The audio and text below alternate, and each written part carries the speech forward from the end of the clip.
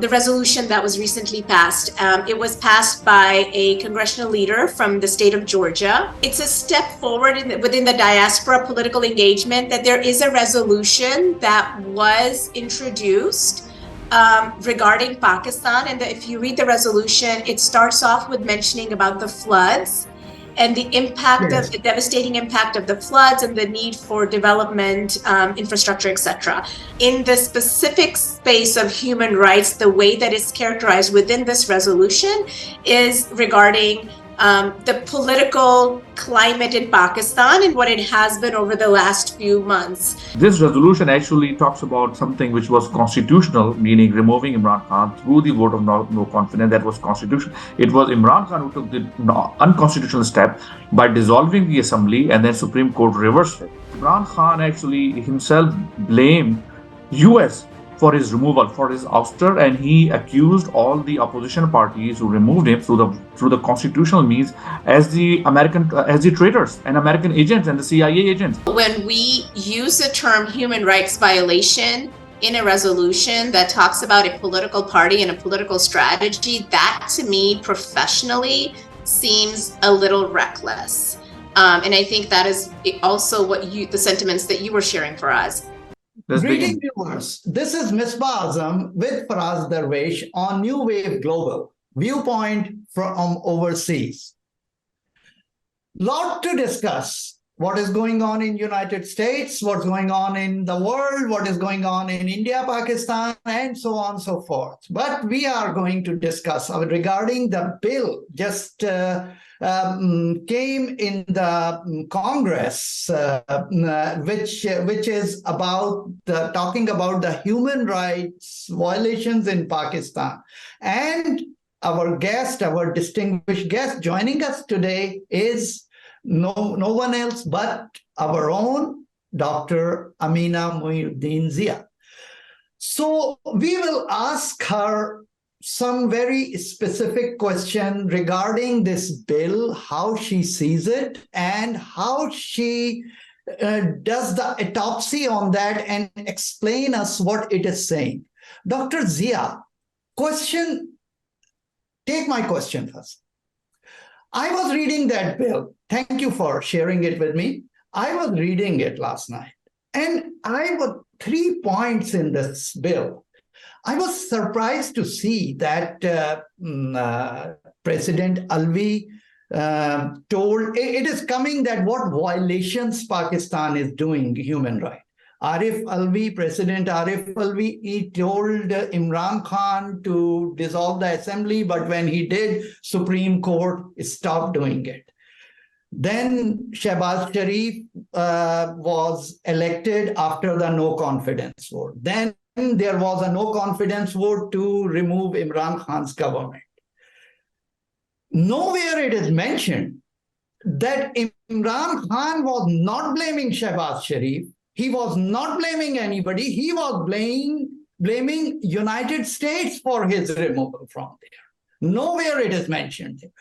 Question is, do all these representatives, when they work on these type of bills, don't they know the ground realities? Don't they know that having a vote of no confidence is not against the human rights? No, don't they know that the way once the once the no confidence motion is in process, President cannot dissolve the assembly? Yeah, it's very simple. Simple question is, it was constitutional to have the vote of no confidence. That's a constitutional means. He was not forced out by the martial law. Under the headline of human right violation. Yeah, let's hear from Dr. Zia what she has to say. In other places, please. Thank you. First of all, thank you for having me back on the show, Faraz and Misbah. It's always a pleasure. Pleasure is all ours. So you asked me the question about the resolution that was recently passed. It was passed by a congressional leader from the state of Georgia, and I think first of all, I would like to say that it's it's a step forward within the diaspora political engagement that there is a resolution that was introduced regarding Pakistan. And if you read the resolution, it starts off with mentioning about the floods and the impact of the devastating impact of the floods and the need for development, infrastructure, etc.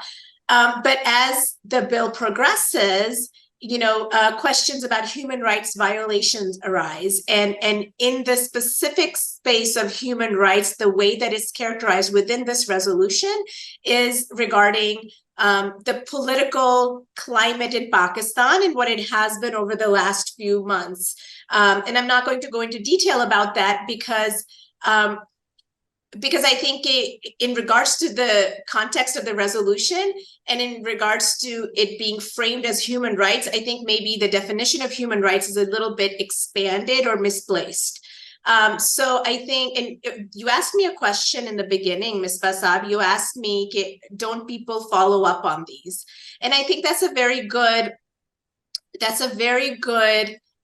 question, because I think that within the diaspora community, we need to have organizations that are think tanks or placeholders or policy placeholders for when suggestions and recommendations are made to Congress from our diaspora, right? So that we have a place where congressional leaders can come and ask, hey, what is going on? Can you share ground realities, etc.? A lot of times you have junior staffers on Capitol Hill that are that are pretty much looking at a lot of this verbiage and what that means for the congressional leader who may have pressure. And I'm not saying that's what happened in this case, but sometimes there's pressures from contributors, donors to, hey, this is really important to me. We have to bring this on. Let's get this pushed.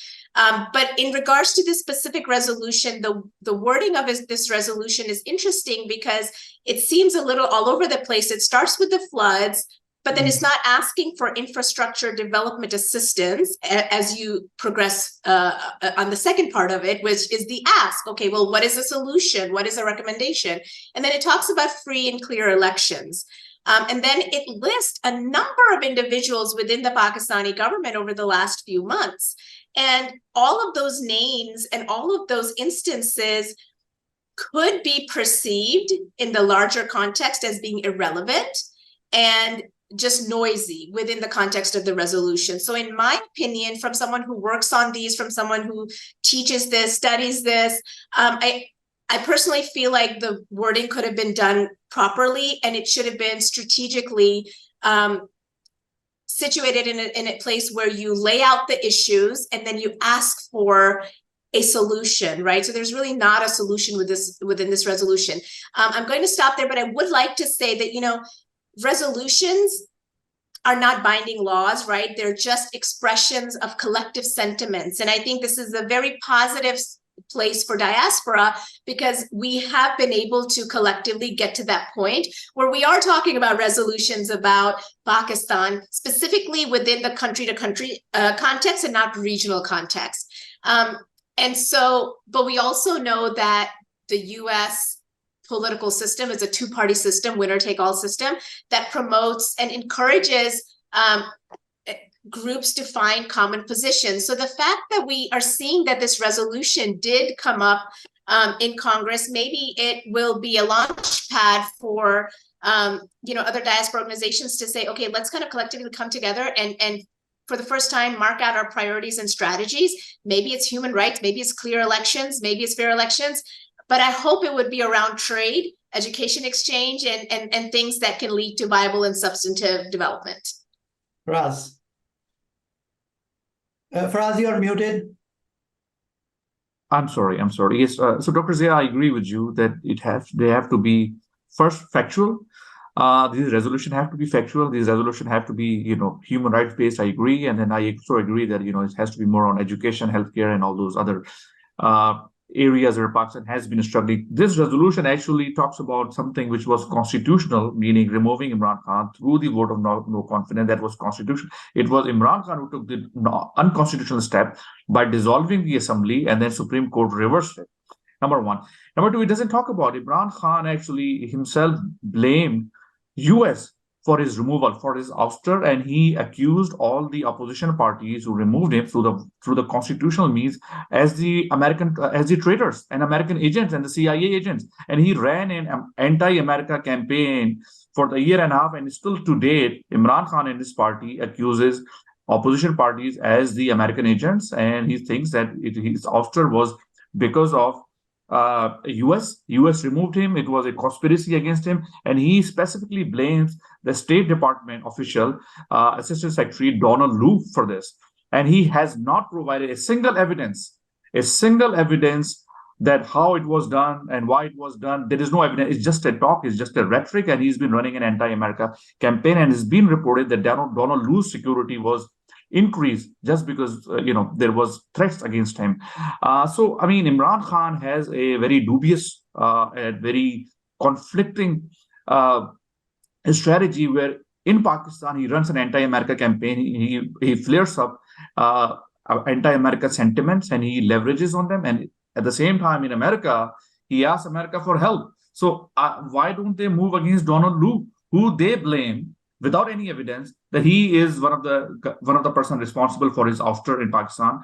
So it's just, I mean, I don't know when these congressmen and when these state officials are looking at these bills, they have to look at the bigger picture. Don't they get the CIA report what Imran Khan and his party has been doing, running an anti-America campaign? He's on the record of calling Osama bin Laden, and only Prime Minister of Pakistan, calling Osama bin Laden repeatedly a martyr. A martyr. No other Prime Minister of Pakistan has called Osama bin Laden a martyr. And he's been running a pro-Taliban campaign. He's been nominated as PTI representative. He's celebrated the victory of Afghan Taliban in Kabul. So there is a lot of conflicts in the way he runs his politics, or his party runs his politics. Now here they're asking for America's help and accusing US for his ouster. Now at the same time, Imran Khan and his party admitted and made their videos on 9th of May where they attacked the military installation all over Pakistan, not just a GHQ, not just the Corps Commander House in Lahore, but all over Pakistan. Imagine that if it was done in US, what would be the US retaliation or response if a political party or a group attacked the military installation all across US and then says, okay, well, because the state is moving against me, therefore it's a human rights violation. Well, I understand if there are any innocents who've been arrested, then they should not be. There should be a fair trial. I agree on the fair trial, but Imran Khan and his party leaders made their own videos when they attack all these military installations. The evidence was produced by themselves because they celebrated as a revolution. Now state is moving against them. Now they want to hide behind an umbrella of human rights violation, free and fair trial. They should get the free and fair trial, but they themselves are responsible for it. And imagine, somebody or Pakistan asking all those involved in the Capitol Hill attack, hey, those are human rights violations. Why are they getting 18 years sentence? They should be free. I mean, I want to hear your take. When these officials pass these resolutions, there are human rights violations, not against Imran Khan. There are human rights violation has been against many other groups, against Baloch, against many other minority groups. Let's talk about those as well. Why is this specific? So I would like to get your take on this. Thank you, Faraz. I mean, and I think I've said this before also on your show that when we talk about human rights violations, that to me as as someone from the academia, as someone who is in the policy space, that's a very sacred concept, right? Because that we have, each and every one of us has we have to stand up for the voiceless. We have to stand up for injustice, right? That's what humanity teaches us and tells us to do. So when we talk about human rights violations, we have to be very careful not to throw that term around recklessly. There are human rights violations taking place all around the global South, not just the global South, all around the world. And there are avenues to address those violations where collectively we come together, the world comes together, and we have parameters and systems in place and processes, right? But when we use the term human rights violation in a resolution that talks about a political party and a political strategy, that to me professionally seems a little reckless. And I think that is also the sentiments that you were sharing for us. And I would also like to take this opportunity to talk a little bit about, you mentioned, in the halls of Congress, are they fact checking? A lot of times when we have staffers that are dealing with constituents and constituents come to them, we can cite references from all over the place right now, right? So when you have constituents that approach staffers on Capitol Hill about issues that are very important to them, and keep in mind, in Pakistan, people know a lot about the United States and foreign policy, but in the United States, the average American does not know too much about Pakistan's internal political dynamics. They don't even know the difference between Nawaz Sharif or Imran Khan, or be it any other political leader in Pakistan, or even the political parties. So I think that we have to understand that there's a lack of understanding there in that context within the halls of Congress. And that's where the diaspora engagement becomes so important, because that's where we need to come together collectively as a diaspora. And I feel like I keep saying this each time, and set our priorities and set our strategies. The third point I want to make is in reference to your comment about political strategies. You mentioned Imran Khan's party and the political strategies that they're utilizing, whether here abroad, in the United States, or within Pakistan. I mean, Faraz, it's politics, right? You go where you're going to get any reception, right? So that's just politics 101. So that's actually pretty good political strategy on their party's part, and their party members, whether they live in the US or whether they're in Pakistan, they're rallying people around. They have a hook. They are, using emotions, and they're just leveraging and harnessing human emotions and the concept of democracy as it's outlined by the political party as part of a strategy. So actually, when we look at the diaspora PTI movement, it's actually pretty amazing, because Imran Khan was able to mobilize younger diaspora individuals like never before, so there, and again, it's just playing on sentiments, playing on those emotions. So politics 101, kudos there. But I think what the larger diaspora needs to do, and especially leadership of our PACs or foundations, 501c3, 501c4, is what they need to collectively come together as leadership and say, hey, we are now at this stage where we are engaging, we are in the game, we are playing the game, so let's play it to our benefit, right? And so again, and I will say it again, the relationship that US and Pakistan has needs to be built around trade and exchange. And I also want to mention with you that the United States is Pakistan's largest single export market by a wide margin. And the United States is also currently one of Pakistan's largest source of foreign investment. Just last year, there was a 50% increase in the US investment in Pakistan over the year before. And currently, it is the highest it has ever been in over a decade. So that's the reality of where that relationship needs to go. And I would really like resolutions to be introduced in Congress that talk about credible pathways to harness this momentum that we find ourselves in this relationship. We have an election coming up here in the United States. This is the time to engage congressional leaders. This is the time to leverage and harness and showcase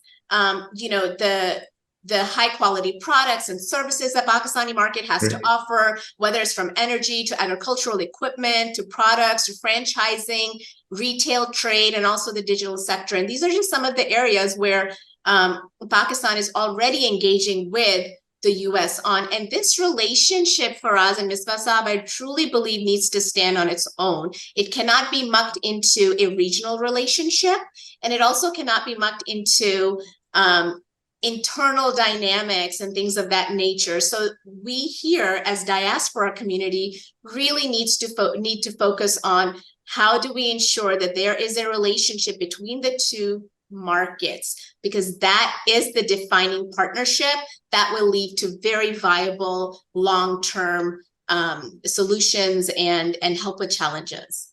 I agree. I agree with the yes, Ms. Misbah, we have a question. Yeah, we have a very short time left. Just one question for us.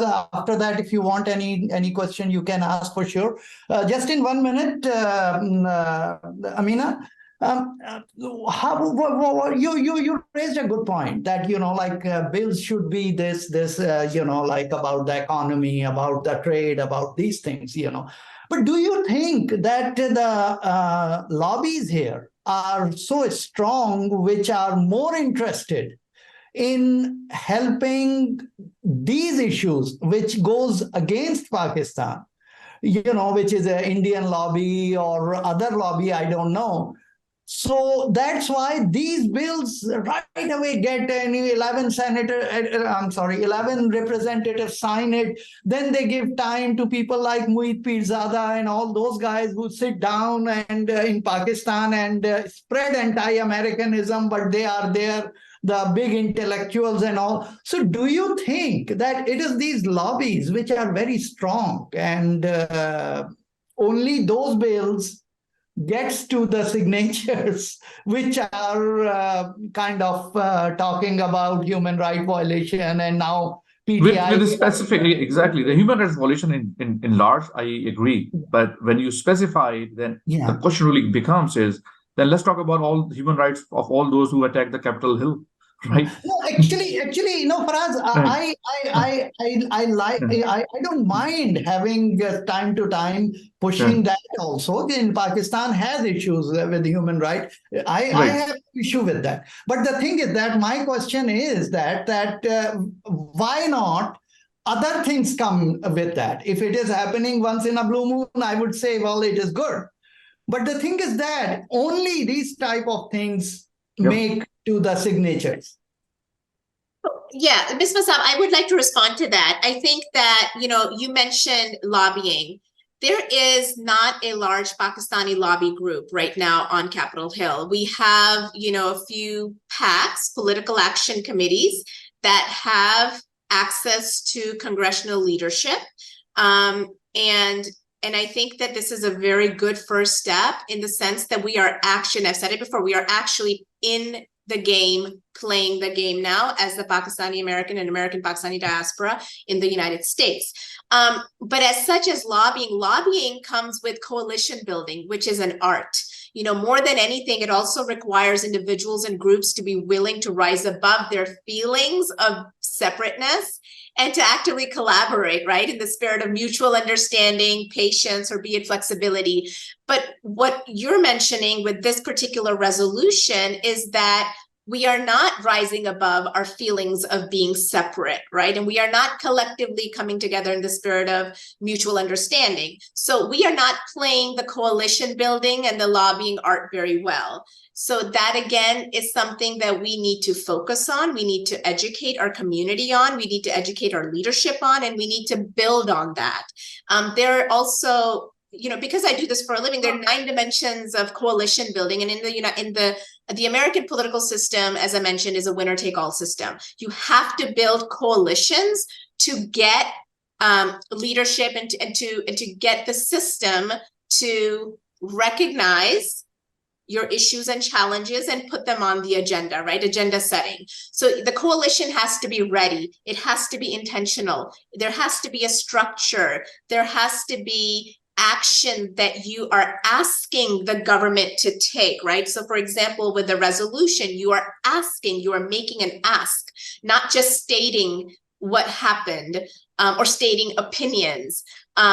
And you have a membership, you have a solid membership, which also connects us back to lobbying successfully. Your membership has to be at-large membership, and you have to have leadership that has an understanding of systems and processes, because we know, scholarship tells us, history tells us, systems and processes work. They may be broken and they may need to be reformed, or they need to be unpacked completely and emerge again, but they work, right? So leadership, and then you need dollars and resources are also important. And again, when you're building coalitions, you're building relationships, you need those things to be there. And I think that at the moment that we are right now in our diaspora, that's what we need to do. We need to start building coalitions within our diaspora community, with other minority communities, and also with other issues, right? So whether it's human rights issue, whether it's making sure that Pakistan has free and fair elections, which, which is an internal issue of Pakistan and needs to be dealt internally by advocates and electoral advocates and so forth. But I think that here in the halls of Congress in the United States, there needs to be a coalition building, and there needs to be a very real understanding of how we move forward, because otherwise we are in the game now. So we need to step up our own strategies. Faraz. All right. No, I do not have any more questions because I think we'll somewhat out of time. But thank you so much, Dr. Zia, for your inputs. This is indeed somewhat of a success too. But it has some little bit of a flaws. But I agree, the points that you mentioned regarding trade, healthcare, education, those are the main key areas where if we can influence as a diaspora to help Pakistan. Audience, until next week, please do give us your feedback, your inputs. We'll try to enhance and improve this show. Until next week, goodbye.